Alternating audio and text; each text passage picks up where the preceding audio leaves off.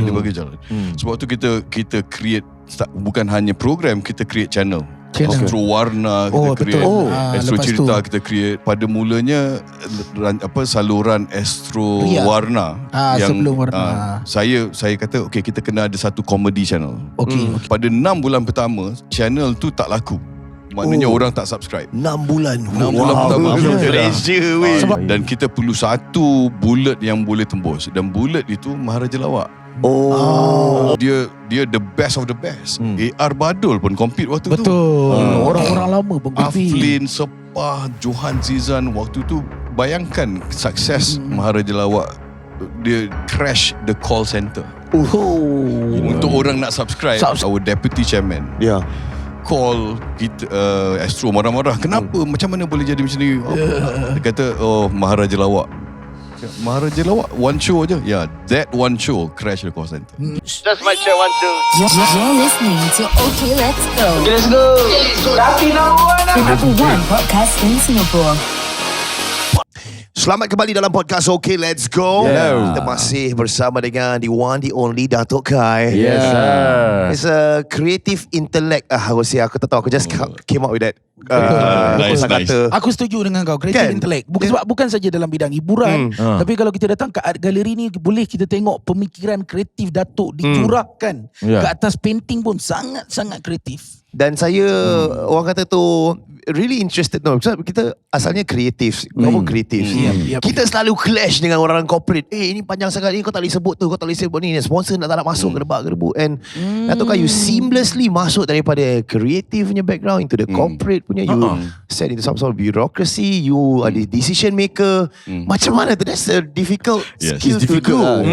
What sort of hats are you wearing bila you masuk dalam all this position? Pada waktu tu saya pun tak tahu yang saya boleh duduk dalam kerusi tu. Pertama kali saya di offer untuk pasal di Astro saya bermula dengan sebagai head of production. So, saya memang jaga production, jaga kreatif sebagainya. Tapi bila saya dipelawa untuk jaga head of business bahagian Melayu, saya jumpa bos baru waktu tu, Mr. Henry Tan.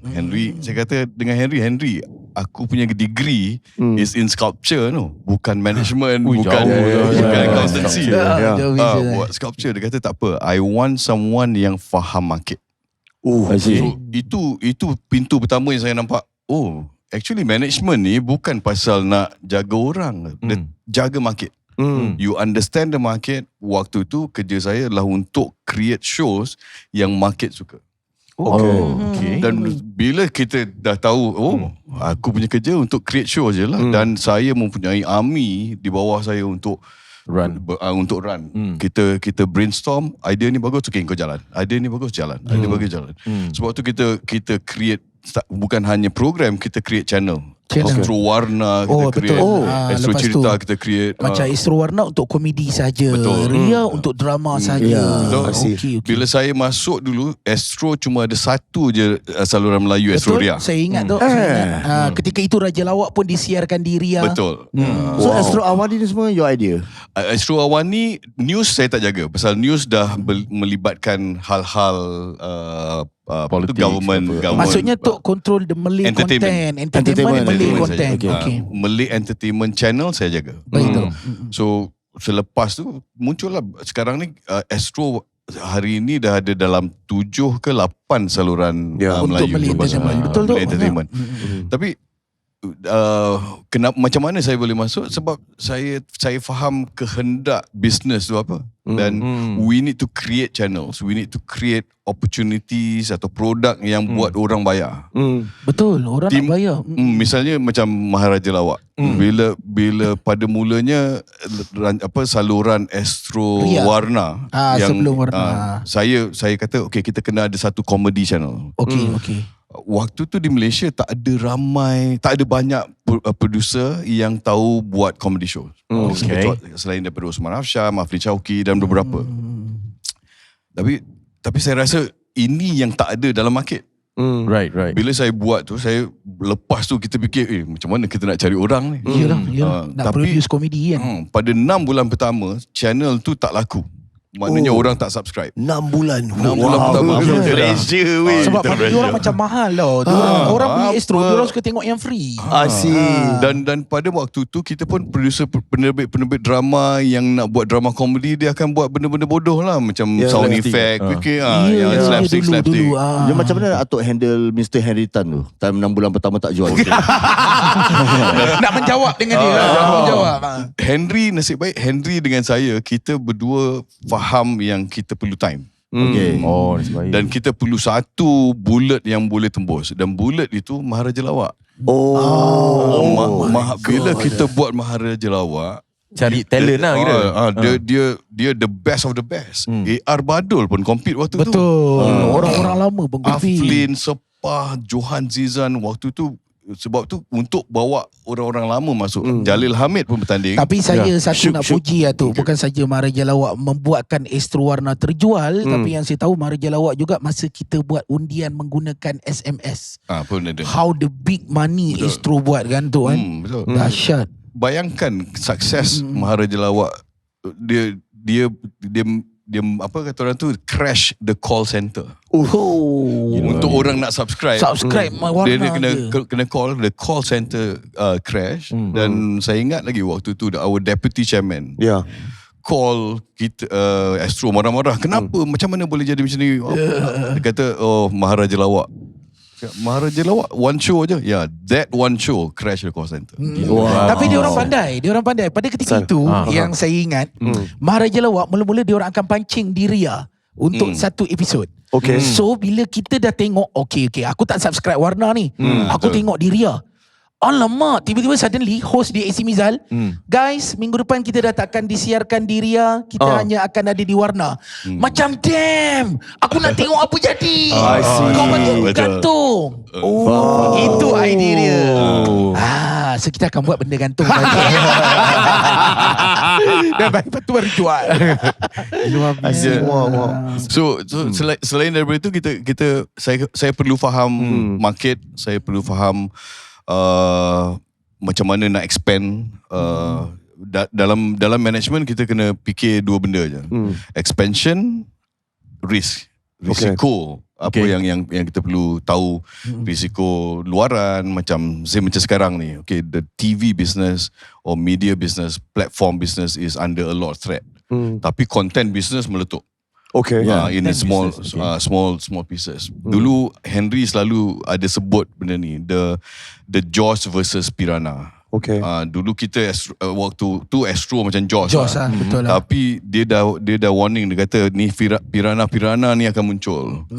So macam the podcast, the TikTok, small social media videos, itu yang sekarang dah menarik perhatian penonton kepada benda yang lain. Sebab sekarang orang lebih banyak habiskan masa di phone dengan tu kan. Dahsyat. That's why korang bawa talent-talent yang dekat TikTok ni semua to Astro. Is it something like that? Kita perlu, cuma sekarang ni macam mana kita nak buat transition, transition untuk artis daripada medium itu untuk dalam medium besar ni. So I think the challenge is for the big platform ni untuk redesign and reinvent themselves. Right. Tapi kita dah lihat banyak media giants do this. Bermaksud apa yang mereka berlaga sebenarnya adalah the big tech punya giants that you're fighting against things like TikTok as a media platform. And then maybe for example MediaCorp dia akan buat dia punya Mi Watch lah, apalah aplikasi sendiri, which is a less superior punya application nak compare dengan application macam YouTube dan sebagainya. Jadi like the future of things dalam media, adakah the main players locally kita akan kalah kepada these giant conglomerates yang those western kind of like apps? Depends on which market you are targeting. I see. Tapi kalau let's say lah, bila kita cakap pasal, tadi kita sebut pasal authenticity dengan relevant. Pusing macam mana pun, penonton masih perlukan local. Okay. Macam kita punya, saya selalu nasi lemak. Kita perlu makan nasi berlauk. Betul. So selagi kita tak terpengaruh dengan apa yang dibuat oleh those big giants dari sudut kontennya, mungkin kita masih boleh kekal relevan.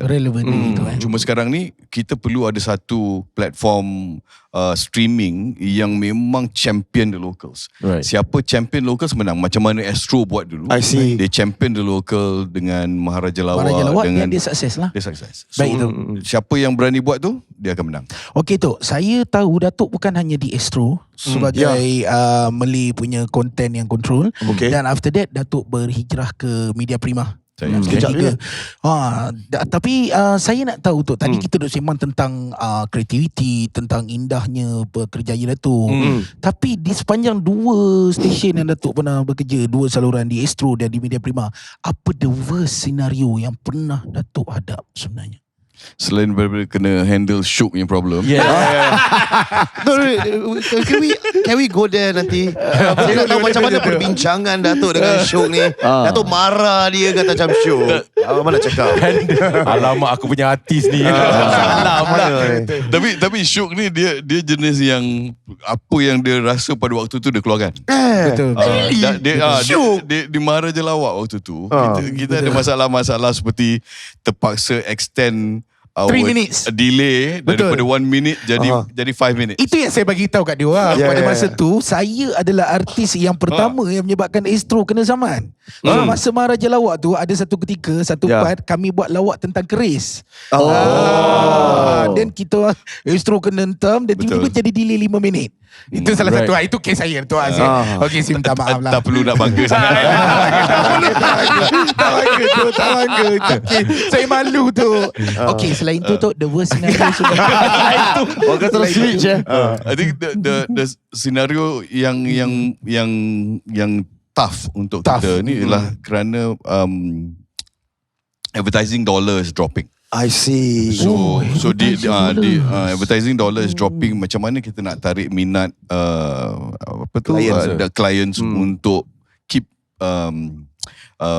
trusting our platform lah. Waktu tu platform di Media Prima, TV, terutamanya TV3. Itu menjadi satu cabaran yang agak sukar untuk kita meyakinkan atau terus meyakinkan. Iyalah. Kerana platform-platform baru banyak dan lebih murah betul. dan lebih dekat dengan penonton atau the current audience. Betul. Jadi itu the bigger challenge lah. Itu the bigger challenge. Datuk dapat Apa solution? solution Datuk. Kau panggil Datuk pasal jadi macam Datuk solve masalah ni, macam Datuk solve masalah. Nampak pada diri.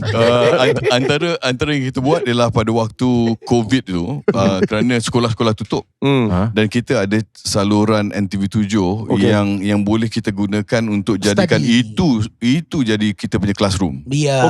So we created the whole channel jadi Didik Satu TV. sekolah, kan? Jadi satu sekolah. So semua pembelajaran cikgu semua masuk dalam studio, ajar pelajaran sekolah melalui that channel. Semua orang boleh. Kita buat live jadi budak mak tak boleh nak marah budak-budak tengok TV. Dia orang tengah tengok untuk sekolah. Guys, korang perasan tak? Idea Datuk Kai sangat-sangat impact, sangat-sangat kreatif. Tapi kenapa macam Datuk di Astro dan Datuk di TV3 dan suddenly Datuk decide untuk tak terlibat dah dengan mana-mana salah satu Astro ataupun Media Prima. Sedangkan Datuk punya idea sangat-sangat kreatif untuk televisyen. Betul? Itu lah. Apa yang berlaku tu? Ada perkara yang berlaku ke?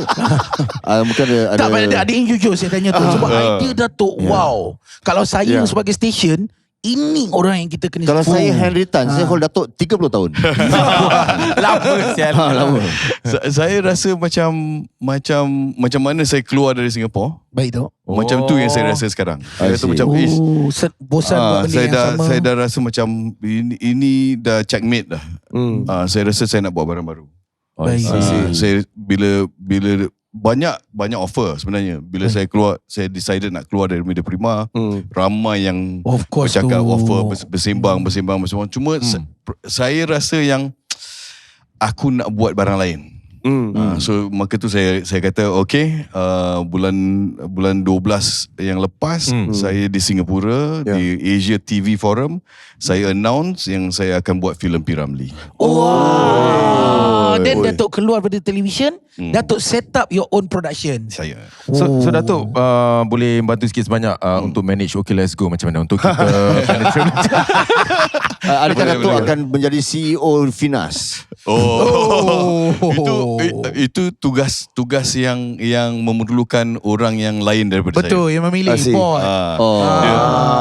saya. Dia kalau macam tu senang lah. Hi guys, saya nak jadi CEO Finas.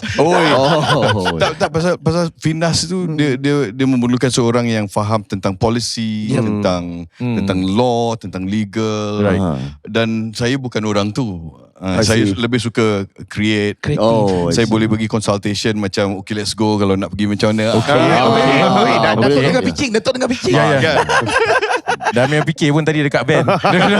Okey tu, apabila Datuk decide untuk keluar dan Datuk set up your own production dan Datuk nak buat pula satu filem P. Ramlee yang pada saya macam wow, dahsyat. Biografi punya filem. Yes. Maksudnya Datuk nak tarik audiens, nak tarik minat. Tambah kalau datang mungkin ada orang-orang muda yang tak kenal mungkin. Jadi apa sebenarnya plan Datuk yang bermula baby untuk buat filem P. Ramlee? Pada mulanya kita rasa okay, filem P. Ramlee ni perlu dibuat. Daripada idea ni saya dengan Adlin kita dah bersembang 10 tahun dulu. Cuma waktu tu market tak ready. Okay. So investment mungkin kita tak dapat pulangannya. Yang menentukan market tak ready, is it you ataupun The market itself. pada waktu nak tahu market ready kita tak? tengok panggung wayang punya collection semua Draw. waktu tu dalam ni sebelum Police Evo lagi. Okay. Baik. So bila saya di Astro, saya juga bertanggungjawab untuk Astro Shaw. Baik. Bahagian filem. So di antara filem-filem yang saya executive produce, Police Evo, Hantu Kak Lima. Itu Hantu Kak Lima is a very interesting story. Okay. So bila Muhammad Khalid lepas dia baik dari sakit koma dia kata okay aku nak buat Hantu Kak Lima. 10 tahun selepas Hantu Kak Lima pertama. Baik. Syuk ada berlakon Hantu Kak Lima? Hantu Kak Lima tak? Okay. So bila dia kata dia nak buat, saya kata okay buat. Henry Tan tanya saya, Kai boleh ke? Cakap Henry, we put the money and roll the dice. Gamble lah kira. Gamble. Sebab saya rasa pada waktu tu kita dah nampak peningkatan penonton-penonton dalam panggung wayang. Baik. Saya confident, dia kata waktu tu saya tengok bajet dia pun tak sampai 2 juta. Saya kata yang last Hantu Kak Lima kita dah collect 8 juta. Okay. Saya rasa this one sure will Fly, easy lah. Kita boleh recover. Tapi tak ada seorang pun yang sangka kita collect 38 juta. Yo, Hantu Kak Lima masa tu meletup. Meletup. Ya. Dan yang antara ini sebut Ropi masa tu. Betul. So balik semula pada market filem, saya rasa sekarang ni masa untuk kita buat P. Ramlee. Okay. Waktu kita nak buat P. Ramlee, kita kata okay, kita dah ada bahan. Adlin seorang penulis dan pengarah yang hebat, tapi belum pegang filem. Tapi saya percaya yang kemampuan dia bila dia buat musical yang jauh lebih susah daripada filem bagi saya. Saya kata kita dah ready. Kita dah ada barang, market dah ready. Right. Okay, sekarang macam mana kita nak buat? Bila kita lepas kita buat research, kita tiba-tiba terduduk dan macam, because it's like unearthing apa tu kapal yang karam cerita Titanic. Oh, Titanic. Because there's so many more yang kita discover bila kita cuba korek. Untold story Cerita-cerita dia, dan tiba-tiba kita rasa satu filem cukup ke tidak untuk cerita pasal keagungan P. Ramlee sebagai seorang seniman, sebagai seorang manusia. Dia punya kemampuan, kita ni orang kreatif, bila kita tengok apa yang dia buat, tak mungkin ada orang boleh buat. Betul. Kita baru cerita pasal filem Betul. Filem dia tak sampai, dia berlakon pun tak sampai 60 filem. Dia mengarah pun tapi filem-filem dia sampai sekarang orang ingat. Betul. Belum lagi kita bercerita tentang lagu-lagu yang dia tulis. Lagu-lagu Dan bila saya dengan Adlin, nanti mungkin dengan Adlin kita boleh sembang lebih banyak lagi. Saya rasa okay, kita jangan terburu-buru. Kita kena betul-betul set up projek ni sebaik mungkin. Right. Dan bila kita mula bercakap dengan investors, pasal kita dah faham market tu dan P-Ramlee ni siapa yang tak kenal, penerimaan dari investors very positive. So sekarang ni kita tanggungjawab dia pada the creative. Yalah. So which is interesting, challenging, itu yang saya selalu cari, dan saya rasa okay, this is my next 2 years of my life, memang fokus on P-Ramlee. Ni last kopik ke macam mana ni? Lepas tu dah habis? Lepas tu saya nak naik basikal. Mana lepas tu kan Dato' nak bawa kita pula ni. Okay, let's go. Tapi Let's saya go. nak tahu saya nak tanya sesuatu tentang you have spoken to macam investors dan seumpamanya kan. Pada asal bila kita buka startup ni, several angel investor nak juga letak duit. Tapi dalam masa yang sama, kita fikir it's better to bootstrap sebab kita tak nak bertanggungjawab and answer to investor. Betul. So memandangkan dalam market sekarang, there's many piranhas yang mungkin akan ada investor ataupun mereka nak bootstrap startup mereka sendiri. Apa pendapat dan advice Dato' untuk channel-channel yang lebih kecil ni? Adakah ada value ataupun tak kita ambil duit investor dan kita cuba scale up, ataupun kita harus just concentrate untuk kita punya kesenian dulu, bootstrap dengan apa duit kita ada dan build daripada sana?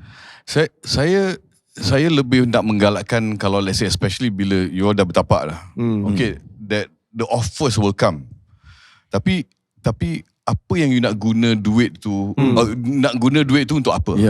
So kalau let's say bila cakap pasal expansion, hari ni kita nampak banyak yang expanded and crash. Yes.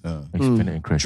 Cuma saya rasa the potential investors tu boleh disalurkan dengan produk yang lain. So macam maybe okay, let's go, bukan hanya sebuah podcast, but you all dah venture into concerts or live entertainment. Selain dari podcast, live entertainment, you also ada events. There's so many other smaller startups. Get them to invest in your new ventures. Because this one dah stable dah, korang dah tak perlu lagi dah. Right. So that's the area nanti kita Alright. InsyaAllah tu bisa. Ini dah confirm tu. Dah confirm tu. Lepas ni Rachel sediakan kontrak Rachel. because saya rasa very positive about the future, especially dengan apa yang ada di Singapura. Because Singapore ada resources, you have a very strong currency, yang different types of investment ataupun projects atau kita kena create and then raise this investment untuk venture into the new stuff. And then depends on you nak ke arah mana you nak pergi, and then you want to invest in other smaller talents.